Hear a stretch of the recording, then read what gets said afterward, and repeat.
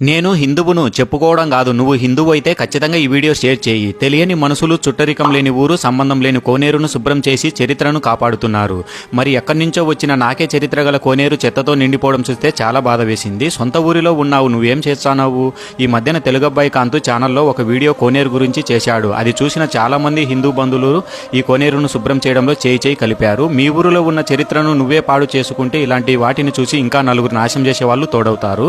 ఈ బావిని శుభ్రం చేస్తుంటే మందు సీసాలు, వాటర్ ప్యాకెట్లు, బాటిల్లే ఎక్కువ కనిపిస్తున్నాయి. అంతేకాదు ఈ కార్యక్రమంలో 6 సంవత్సరాల పిల్లల నుంచి 60 సంవత్సరాల పెద్దల వరకు పాల్గొని విజయవంతం చేశారు. ఈ వీడియో అందరిలో చైతన్యం తీసుకురావడానికి మాత్రమే. మీ ఊరి చరిత్రను నువ్వే కాపాడుకుంటే నిన్ను చూసి ఇంకా 4 ఊర్ల చరిత్రలు కాపాడుకోవడానికి ముందుకు వస్తారు. శుభ్రం చేయడమే కాదు, విగ్రహాలకు పసుపు, కుంకుమ, పూలమాలలు వేసి పూజలు చేశారు. ఇదే విధంగా ప్రతి గ్రామంలో చేస్తే అందరిలో చైతన్యం వస్తుంది. శుభ్రం చేసే కార్యక్రమంలో పాల్గొన్న ప్రతి ఒక్కరికి జై శ్రీరామ్. ఈ కోనేరు ఆలగడ్డ చాగలమరికి మధ్యన చింతకొమ్మదిని అనే గ్రామంలో ఉంటుంది.